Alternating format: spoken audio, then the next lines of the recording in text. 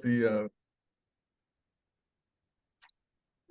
wow. Good morning. This is Tuesday, July, and we're going to be talking drones in avocados. And this is being supported by our foundation sponsors, Del Rey, Nutrien, Calvo, Brokaw Nursery, Westphalia Fruit, Index Fresh, Westpac, Ag West, and America Ag Credit. I don't know a heck of a lot about drones. I've just heard a lot about them, but they've been used in water conservation and looking at disease management in trees and getting yield estimates and applying beneficial insects. And we've got some actors who've been actively involved with drones, and they're going to be speaking.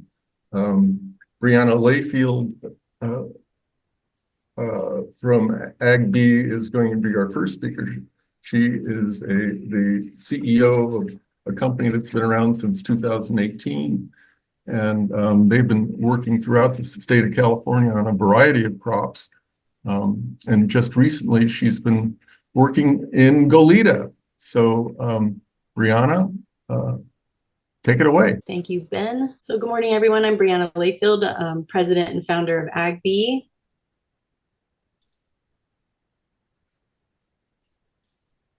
So California produces the majority of avocados grown in the US, which I'm sure most of you are aware of. There are 60,000 acres spanning from San Diego to San Luis Obispo counties that produce 90% of all US avocados. So on those 60,000 acres, 7 different varietals are produced commercially, the dominant strain being CAS. And as with most crops, timely and effective application is essential to optimal production. So some of the challenges that we're seeing for avocado growers, some are specific to California, others are seen across the globe, but labor shortages in agriculture are seen everywhere and do not show any sign of abating. With difficult terrain, avocados handle that difficult terrain more easily, so they're typically planted in those areas, very steep terrains. And most of our drone applications occur in difficult, hard to reach areas. And then also droughts occur regularly in California, and growers deal with water abatement shortages year over year. So a lot of this is due to the state's refusal to dam certain rivers, which would store rains during wet years and significantly reduce the amount of water running straight to the ocean. So both the cost and availability of water negatively impact avocado growers in California, and then regulations are ever increasing. So it's making growers' jobs more difficult. And a large number of the issues centered around labor shortages and water shortages can be traced back to those regulations. So our applications in avocados, similar to other UAS applications, can usually be successfully achieved with 2 individuals, which is a pilot and a visual observer. It is important to note that given the typical growth of avocado trees, it can be difficult to maintain that visual line of sight, which is required during UAS applications by the FAA. So we are currently exploring solutions for this issue with avocado groves, and most likely need to utilize boom lifts or some sort of cherry picker lift. I know in South America, I've heard they're using towers in the center of fields to be able to maintain that line of sight for the pilot. UAS application in most specialty crops is typically at 5 to 10 gallons per acre per product labels, which provides a 90% reduction in water usage over traditional methods. However, some products like abamectin require a minimum of 50 GPA for aerial application. So this is not feasible for most drones, and alternative products must be explored. For example, we've experimented with some of Entrust at 10 GPA, and then beneficial insect application 2 weeks later to attack thrips. And then unmanned aerial systems can handle extremely difficult terrain. Important to note that the use of traditional application methods such as tractors and manned aerial applicators are not always possible in specialty crops given their terrain and proximity to developed areas. And so avocados are often planted in areas that do not allow for other crop types. So there are multiple small plots scattered over varying terrain. But we still need decent access for our application equipment, for battery swaps and product refills. So similar to avocados, this is a trial that we did on some citrus. They can be also difficult to tackle due to canopy density and leaf characteristics. The leaves on citrus are broad and rather stiff, which can make product penetration challenging, very similar to avocados. And younger trees tend to be easier to treat, and they take less mixate to achieve effective application. So this shows 5 gallons per acre of nutrients applied on young citrus. In this particular area that we did for Limoneria, we also did some avocados for them. And then cards were placed at the outer and inner canopies. And this was 230 micron droplet size. And we were getting sufficient coverage all the way through.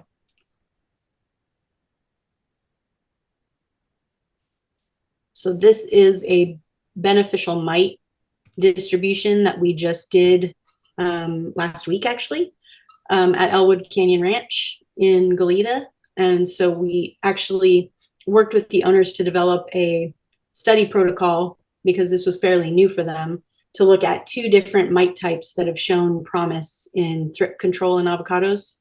So we did Californicus and we did Swirsky. And so we distributed one type of mite on half of the acreage and one type of mite on the other half. And it was about 70 acres on each half.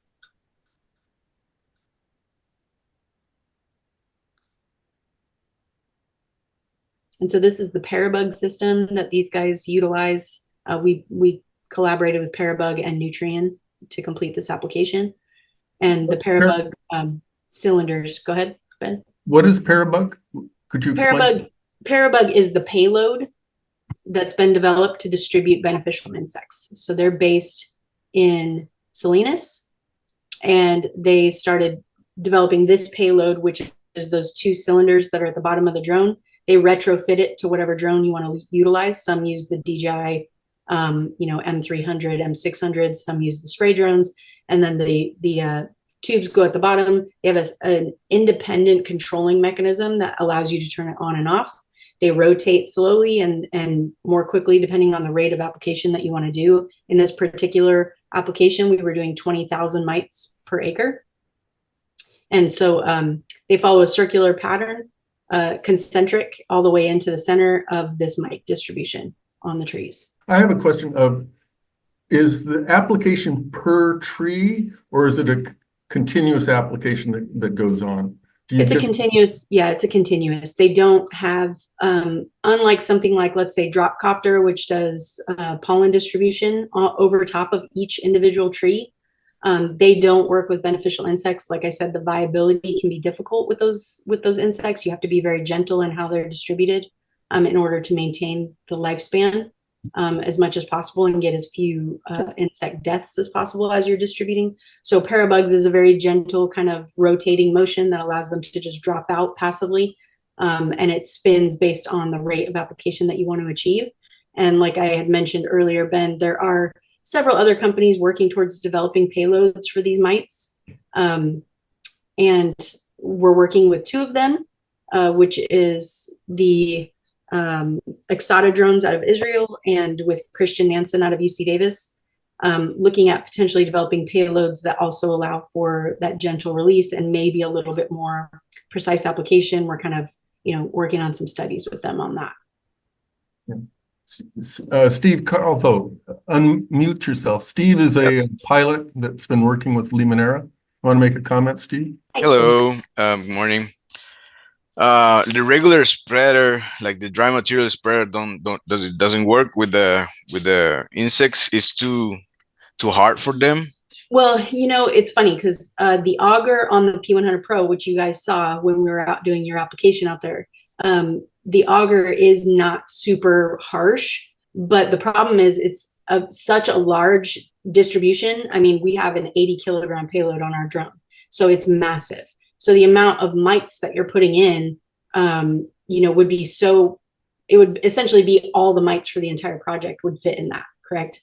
And then the problem is because it's not rubber coated or darkened, all the mites are drawn to wherever the light is strongest. So then you're not getting an even distribution. And then static electricity starts to build up as well on the edges, which draws the mites to the side because they're so lightweight. So there's a few different, issues with distribution based on the characteristics of the mites themselves that different developers are trying to work out.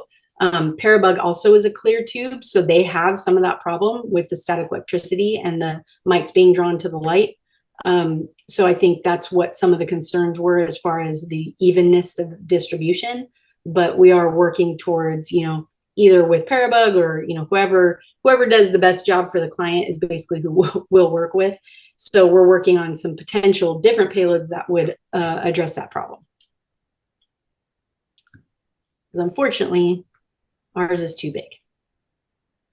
So really, you're still in a trialing stage, and so maybe you need a Teflon coated Yep. applicator, some Teflon other or material. Yeah. Christian mentioned maybe rubber lines so that the static can't build up, and make it a darker color so that they won't be drawn to it. But then you got to worry about heat, so you don't want the mites to die precipitously. And then this is a nutrient application we did for Sierra Pacific, and we did albumin at 5 GPA for them. And ironically, we got note from Hayden McIntyre later that the drone block had a higher fruit set than the helicopter block that had the same product applied, which was super interesting. We didn't expect that, but it was a cool side effect. Good morning. So do you use spray cards on I'm every good. application you do? How are you? Yeah, we do spray cards on quite a bit of our applications, not every single I'm one. in the middle of a Somebody should mute themselves. Zoom. Okay. So yeah, we use spray cards on quite a few of our different applications, because every time we come into contact with a new crop type, we do a lot of veg crops, we do a lot of grapes, we do citrus, avocados, so, and we're also doing habitat restoration. So those are all things that we kind of target because we want to look at coverage. It doesn't tell the whole picture, but it does give a fairly good idea of what kind of coverage we're getting. The biggest issue is efficacy. So where we really are having issues as far as drone application is there are 0 studies on individual crop types looking at efficacy of different products. So there's a possibility that more concentrated abamectin would work and we wouldn't need 50 gallons per acre for it to be effective. And there's a possibility that it wouldn't, but no one's ever been able to test that. So we are working with some ornamental companies as well, because a lot of their products are 100-gallon GPA minimums. And so we're working with them and some of the UC ANR, annex guys to look at not necessarily individual label changes, but looking at DPR giving a blanket kind of referendum to drone applicators. You can use a lower volume than what's label specified as long as the percentage of active ingredient is the same, and all that type of stuff. It's a layered problem. Yeah. So we're still in early stages. Correct. Yeah. And we've tried to get several different grants to look at this, but I don't know if we're just too far ahead of what the UCs are doing and what the government is doing at this juncture, but they're just not really jumping on board with it. And it's information that's really badly needed. We really, really need efficacy trials in specialty crops. So most of what we've done is novel based on, individual growers that we've worked with, but there isn't, a high cross section of repeatable trials over time that really shows the efficacy of this. So as you guys may or may not be aware, California has a comprehensive roadmap defining the idea of sustainable pest management, which has to be implemented statewide by 2050. So it's an evolution of the concept of integrated pest management. It focuses on creating an ecosystem-based strategy through biological control, habitat manipulation, modification of cultural practices, and then use of resistant varieties. So pesticides are they're pushing for pesticides to be a last resort. So some of you may already be leveraging NDVI and other imaging data to spot spray during application, but eventually that hyperspectral imaging that's coming to the forefront and the more involved red edge and thermal and all those different types of cameras that are getting additional data will allow for more precise and earlier detection of disease pressures. So this imaging allows for precise application maps that then just target those problem areas, so you're not applying to your entire field. And this significantly reduces the quantity of product used and the number of applications required to maintain that plant health. So we definitely need alternative methods to fund additional research and create new opportunities. So this is our team. It's myself. I have a master's degree in biomechanics from USC, and then our chief pilot, Nate Nels, who has a bachelor's in civil engineering from Cal Poly Pomona. And then we have a bunch of advisors, which include agronomists, researchers, and UAS specialists that we work with. So thank you so much for your time and attention today. If you have any questions, would like additional info, or want to inquire about potential collaboration, here's our contact info. Yeah. So how many growers have actually asked for disease management or insect management, for identifying problem areas, for irrigation issues, identifying, weak areas in orchards?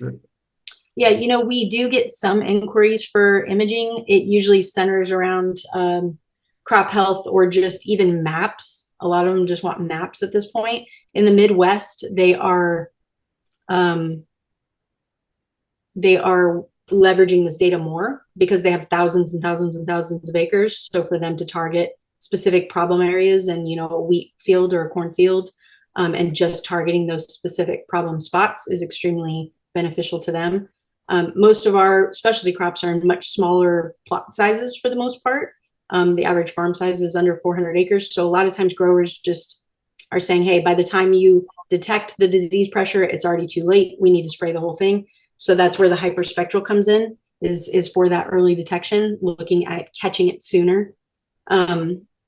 Also, Chris Nichols asked about pollen distribution with drones. So yes, actually, there are several companies that work on that, Dropcopter being probably the foremost for pollen distribution in California, and they do it quite a bit already. However, they don't really work in greenhouse crops because, excuse me, the GPS doesn't work in greenhouses. So I know that Burrow was working with one of the potentially one of the pollen distributors, and Burrow doesn't need GPS to function. It can follow a dedicated path. So I would say, Chris, if you're interested in working in greenhouse stuff, probably reach out to either Chris Thiessen or Charlie Anderson with Burrow, because they have been working on some of that. Steve, you have a comment? Unmute yourself. Yeah, we have a trial with polling by drones. We have a trial that we have 2 years doing it. We'll see. I mean, it's pretty fast. It's just 2 gallons to the acre, easy to spray with the drone. But so far, it's been like neck to neck with the regular, bee pollination.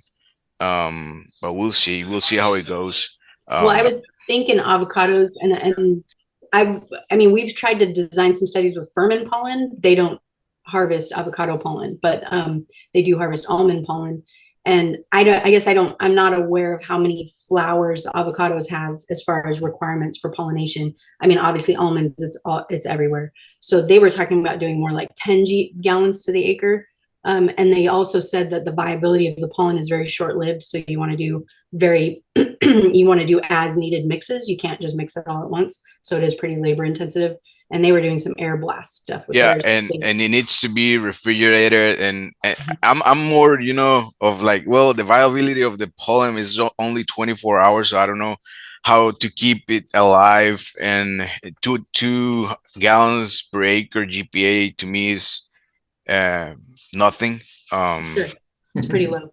It's pretty low to spray pollen. But we'll see how it goes. I'll keep you guys on the loop. We're trying to try different things here in the avocados to help the. What are you mixing it with, Steve? They just come with the pollen, and it's just like a mix with pollen. It smells super sugary.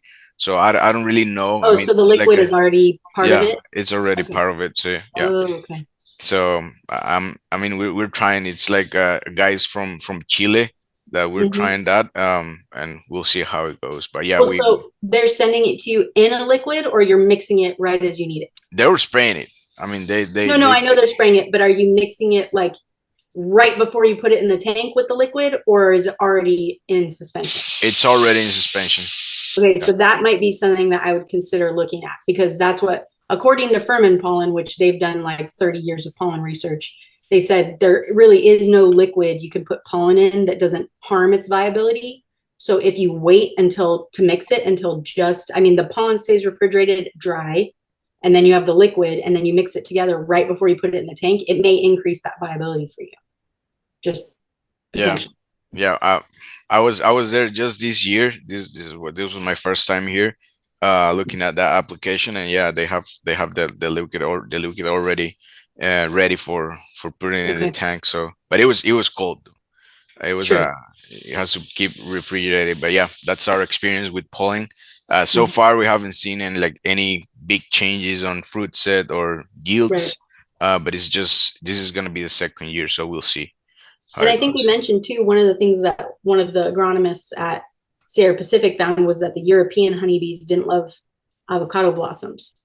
So when they planted those cover crops, it allowed for like the gadflies and moths to come in, the native pollinators, and that helped. Yeah, and it's difficult to say, to be honest. It's difficult to really realize that if it was from the pollen we spray with the drone, or if it was from pollinated by another bee. So we have to do a parental test to really know if it's from a bacon around here or if it's from their pollen, because we have, I don't know, like 4,000 beehives around here during the avocado season. So I mean, it could be bees, or so it's difficult to say, to be honest, but it's an interesting trial. We'll see how it goes. Definitely. Well, that's a nice lead-in to Sal Dominguez. Sal Dominguez is a consultant. He's a grower out in Fillmore.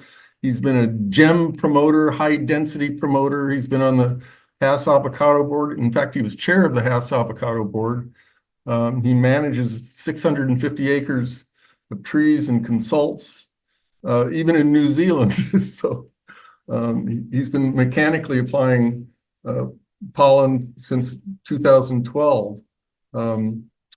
And he's been really a great donor to the avocado industry. I remember about 20 years ago, we had a meeting down in Irvine.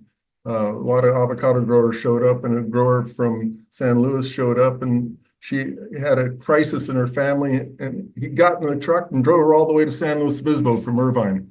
So he's leading the charge here. So Sal, why don't you tell us about your experience with pollen or drone applications? Thank you, Ben. So I've been part of this pollen application also as Limoneria. I'm part of that study that a company out of Chile called Avo Solutions has been doing. Prior to that, I was applying pollen with a steel blower tied to the back of my ATV and just driving up and down the rows, blowing pollen out onto the trees. I had mixed results with that as well, as Steve was mentioning earlier. For the last 3 years, as I said, I've had mechanical applications through this one company. To answer your question, what I have observed, and they would be better to answer this, but what I have observed is that they come in and harvest the pollen up to even a month to month and a half before they're actually applying it. They put it in what they call a proprietary solution and actually freeze it. And I know that because they put the freezers here in my ranch to kind of hold them over till they were ready to go. It's a little costly doing it with a helicopter. They come in and the agronomist from Avo Solutions will observe the flower development throughout the day and will call in the helicopter to apply the pollen when they feel the flowers in the proper stage. The first year we did it, we had a helicopter sitting up at one end of my ranch for several hours, and obviously that's not cheap. Actually, this year was the first year that I have actually seen a what I consider an impressive fruit set, and I attribute it in great part to their efforts. I, like Steve, I don't necessarily have any control. The studies going on. I have bees. I girdle. I apply pollen. I mean, if there's a tool in the toolbox that might give me a little bit of a edge in my fruit set, I'm going to utilize it. This year they actually did 3 applications, but there was certain areas of my ranch that the helicopter didn't feel comfortable getting into, so we brought in a young guy from here locally to use his drone and apply in those areas. And from what I observed, it was very efficient and encouraging to see that we could do it besides using a helicopter. I mean, we have basically in this area one service provider for these type of things, and at present I utilize them at least 3 times a year to apply different things. I apply ProGib, I apply pollen, and obviously I do my thrip sprays. So if I could find a way to kind of lower the cost of using a helicopter, all those instances, I'm really encouraged to see that drones might be able to offer that service in an efficient and hopefully cost-effective way. One I spoke with the people from Avo Solutions that are operating in Chile and other parts of South America, and one of the downsides that they did mention about the drones was that they had a whole fleet of them, but they've kind of gotten away from them because the efficiency for them on a large scale was a little more difficult with all the battery changes and the ground that they could cover per item. They actually felt like for them on a large scale, the helicopters were more efficient. But as I said, this year, just observing both the helicopter and the drone, I felt that I got very good coverage with both. I was a little concerned that the drone was not going to be able to have enough turbulence to get good penetration with the pollen, especially with my gems that produce a lot of the flowering deeper into the canopy. But after observing it, I found it quite encouraging to see that they were able to do a good distribution. That's my experience so far with drones. I did make it a point this year to go to the Tulare Farm Show and see what was available. I found a gentleman there that was offering the service, which was not any cheaper than what the helicopter was. He was, I believe at the time, he was quoting around $6,000 a day, and he claimed that he could cover 120 acres in a day. And I spoke with another company that was actually selling the units. And for a 40, I believe it was a 40-liter unit, it was around $35,000.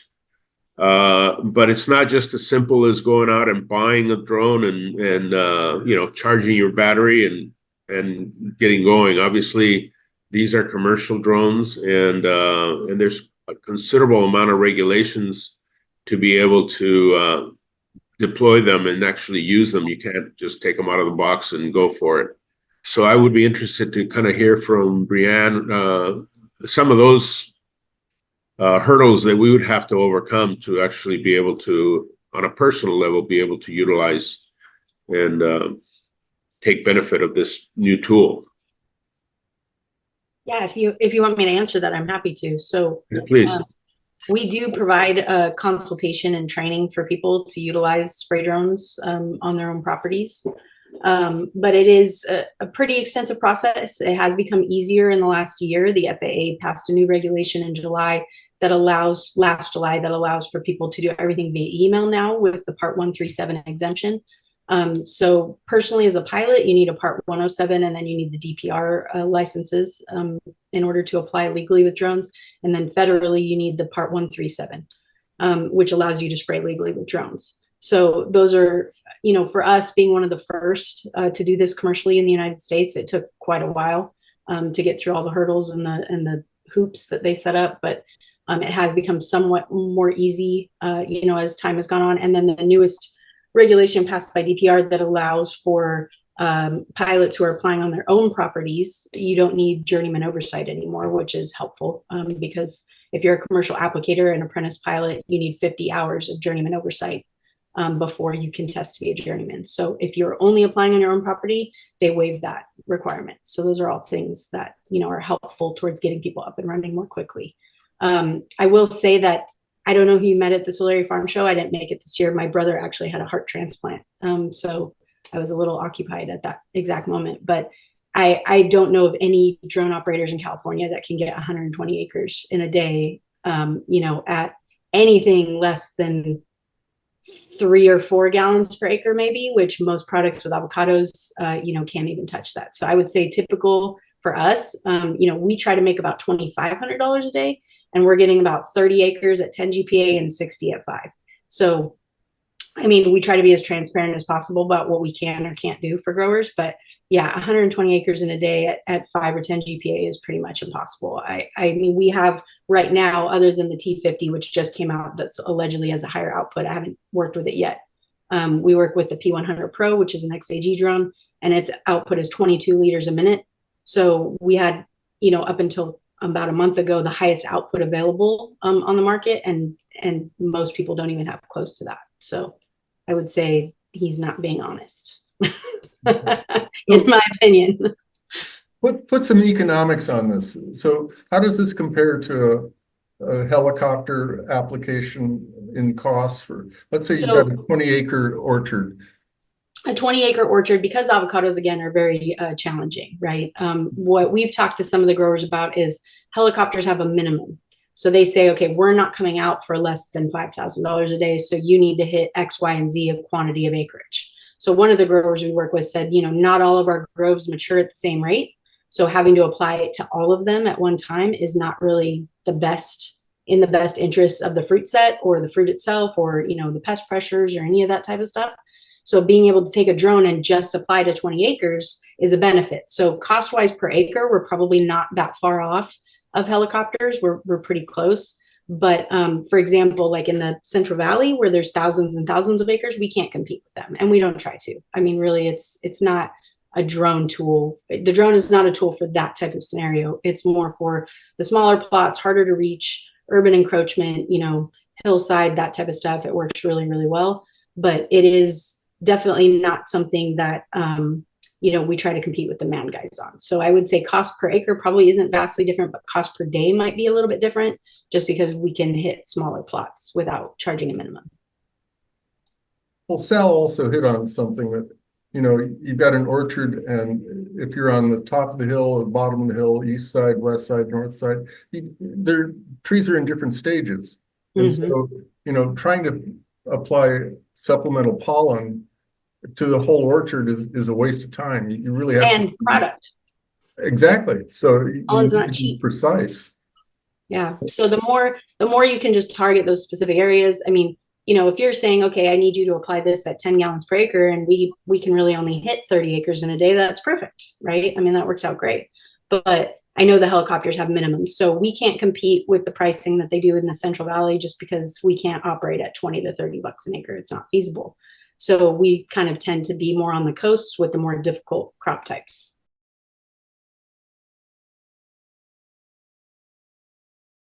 Ben, I can comment what we're doing here in Limoneria with the avocados and lemons. We're using drones not just, well, for spraying. Yeah, we worked with Briana last year, and we tried to work this year to spray the avocados, the mature avocados, for trips. And we got into the, you know, that wall, that label is not allowed. It doesn't allow us, you know, to spray. At the lower rate. Yeah, at a lower rate, 10 GPA, that was our target. But it's 50 minimum with agromec, with avamectin. So we decided to spray with the chopper at the end. And we just finished our sprays like last week. But here with Limoneria, we're targeting to spray with drones, not just for trips, for fertilizer too, for foliar fertilizer. So let's say if you have to spray 3 times a year, maybe you spray 1 a year with the trips control, and the other 2 with the drone.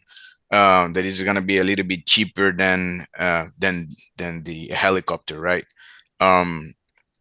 But here in Limoneira, we have our drone for about 6 months now. We are not able to spray yet. We're taking the California DPR, exams, and then present the Part 137. We already have our exemption, so it's been a long process to be able to spray. But we're right now just thinking on using our drones to spray pollen or just fertilizer um on our avocados or our young avocados, 'cause we have a lot of acreage of young avocados, right? um and for that, I was trying to map the fields first, and then hopefully I'm gonna have like the entire ranch or the entire avocado trees map by this year. So it's gonna be easy if we work with AgB, or even if we are spraying ourselves next year, to have all the fields map, because I just send to them the ortho mosaic, and it's gonna be like super accurate, and they don't have to worry about any surprises during the day. They're gonna know exactly where the power lines at, where the big trees at. So it's gonna be faster, as if they just show up and spray. So that's another huge step, with drones too. So we want to make the lives easier for others if they have the opportunity to do it, right?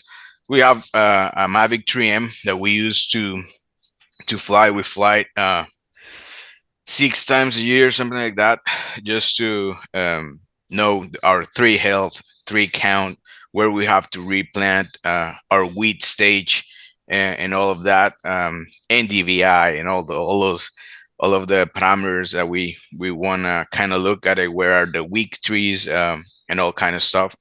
So that allow us to have that maps updated to fly with the spray drone, or if you hire another company.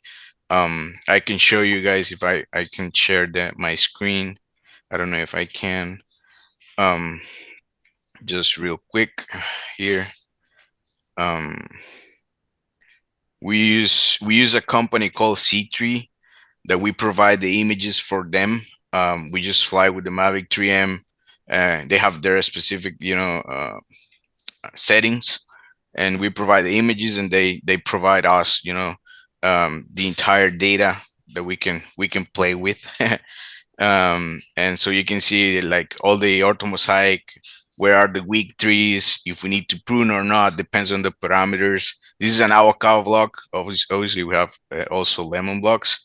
But yeah, there's a lot of stuff: replanting, pruning, we need to prune, which are the trees that we need to prune. Of course, there's huge trees, more than 20 feet trees, and the parameters they're offset. But that's kind of where we want it, so we can go and if we see a tree health, for example, in this site right here, we can go to that specific tree and check it out, what's going on. Based on all the flights we have. So that's kind of where we're using, and we updated this however whenever we want. We're doing it like 6 times a year, more or less. It depends. But let's say if I just go and look at the block, and I'm not entirely happy with what's going on, I just go and fly, and I'm gonna have that in a week, all the data. So that's something, not just spray drones, other types of drones can give us, and we can combine together, and it will be even easier for the sprays later. And we can stop spot spraying too, right? With the young avocados, my goal is spot spraying, because it's gonna be slow, of course, compared to just broadcast, right? But it's gonna be super accurate, and we're gonna save a lot of money, just doing spot spraying in pesticides or fertilizer and product. So yeah, that's kind of what we're doing here, and kind of what we want to do it in the future. And of course, if well, we have a lot of acreages, but we are not able to cover all. That's why we need help from others like Briana and Agbi and Nate. We have worked with them last year, and the coverage was amazing on young avocados, on old avocados too. in tough conditions. We were spraying, like, I think it was 5 GPA, if I'm not mistaken, Brianna. And we were putting that the whole tank in 4 minutes in the ground, and filling time was super fast. We have a ball tank with a pump, and it's just take like 3 minutes on the ground and then 4 to 5 minutes on the air. So it was a nice experience, and we hope, in the future to keep improving that and all of that. So Steve, you're the full-time pilot, but you turn the data over to C3 for interpretation. Is that it? I am the operations manager, so I kind of do it all. From weeds, spray, ground spray, like everything. Chester was here in my position like 3 months ago, and he moved into the valley. So I took Chester's position, and now I'm like kind of splitting between two, all the operations, and also in charge of the drone and imaging and all the drone program for Limoneria. So that's why it's been kind of slow, because I don't have like too much, time dedicated to the drone. It takes time. It's time consuming. But yeah, I'm in charge of all the program for the company. Yeah. So Sal, you mentioned a company down in Chile that you use. Do they just consult, or do they actually do the applications? Well, they actually come in and do the entire process. And like I said, they first come in and have been harvesting pollen from my pollinators, and then putting them into their solution, storing it. Then they'll come back out 2 or 3 times to see flower development. And then when they finally determine that it's time to apply, they'll come out in the morning and start watching the flower development or flower position. Lately, what they've done is they've had the helicopter basically sitting at their base instead of having them sit out here, parked. And when they see the flower at the right stage, they'll just call it in. And this year they applied, like I said, 3 times at 3 different times of the month, basically. And then they brought in the drone for those areas that the helicopter, because of either proximity to residents that I didn't want them getting close to, or power lines, they brought in the drone to apply in those areas. But they're very efficient. They're on top. From my perspective, they're on top of the whole operation from beginning, like I said, from harvest to application. They're very hands-on. It's interesting that you're harvesting your own pollen. Have you ever purchased pollen from the valley, Zutano pollen? Yeah, no, I've done that. And when I was blowing the pollen on with the blower on the back of my ATV, that's where I acquired it. In fact, I did purchase some from them this year as well. And some young gem trees that I have, that I still have enough room. One of the difficulties of being a high density grower like myself is that after a while, your real only option is a helicopter or a drone to apply, because you're gonna have a difficult time going up and down the roads with any kind of equipment, ground equipment. So this is why I've been really fascinated and interested in looking into the drone. I'm kind of like a hands-on, do-it-yourself kind of guy, and I see the benefit that this new tool will bring to us. So we've got a question here.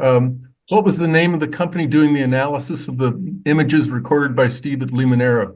What's the name of the company, Steve? Yeah, we use a company called C3 based in Israel. I can give you their contact. We've been working with them like for the last 2 years, and it's been a great experience with them. And Sal, have you used any test plots on your gem ranches to try and quantify the increase in fruit set when you do drone applications of pollen? I did the first 2 years that we began doing this. I did only a couple of blocks just to see the difference. This last year, because I was convinced that we're getting a good 20 20%, 15 to 20% increase in production from my observation. And this, again, these are not scientific or really other than anecdotal observations. But this year, I pretty much did everything. I've sprayed everything. I saw the benefit of it. And again, as I mentioned earlier, if there's a tool in the tool chest that I can use to maximize my production, I'm going to use it. Yeah. So these were evaluations you did back in 2012, 14. Have you evaluated This was the last 3 years that I've applied with this Avo Solutions out of Chile.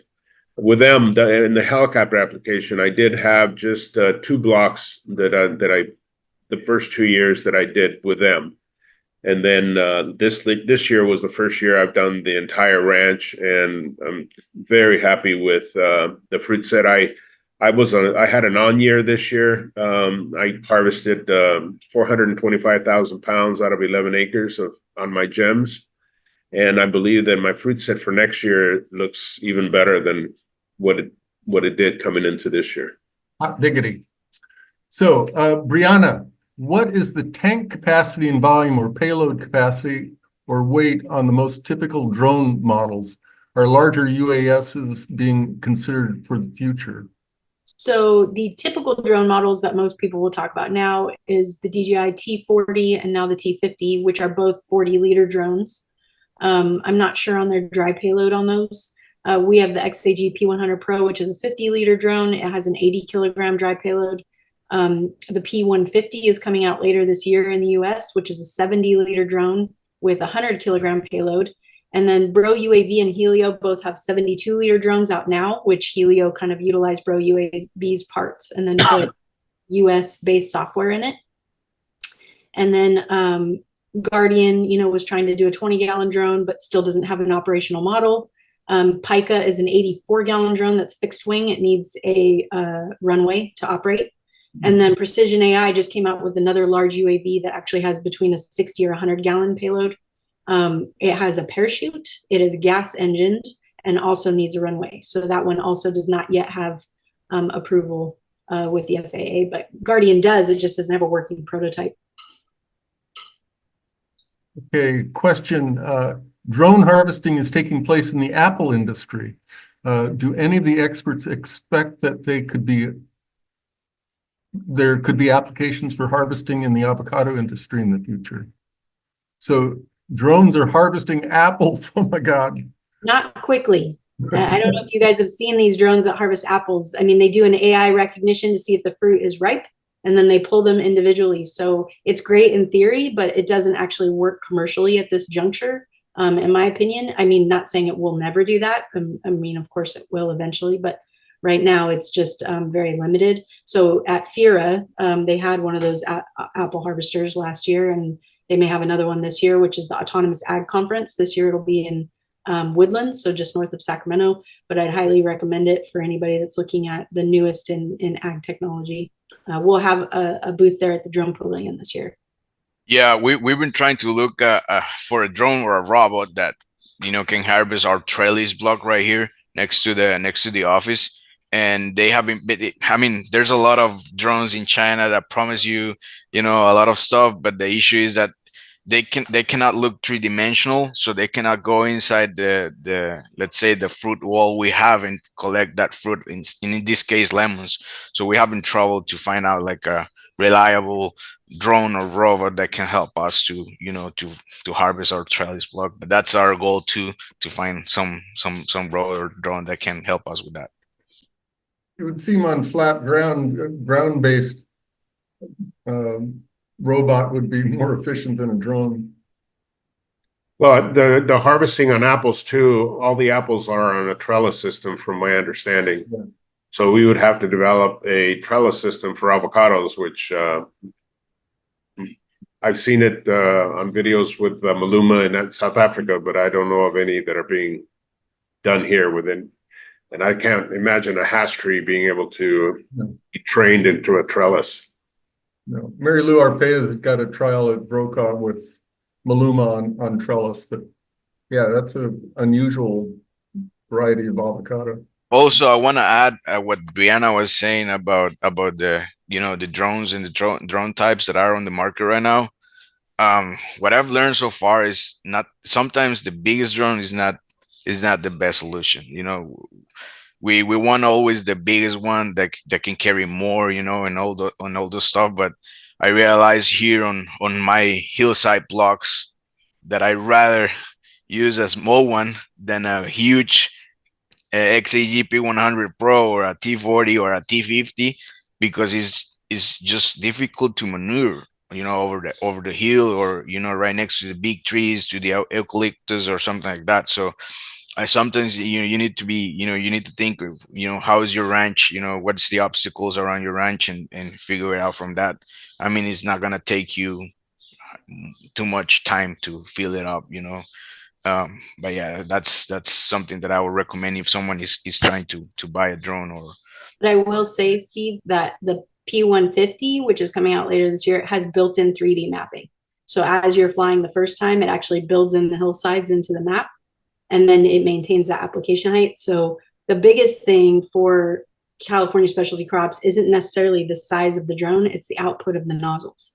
So the smaller drones, like the 10, 20, 30 liter drones, their output is so limited that, for example, with our smaller drones, the most we were getting at 10 GPA was about 10 acres a day. And that was just capped out. I mean, that was if we were pushing. So it's just something to consider. It's not just the volume per se, it's the output.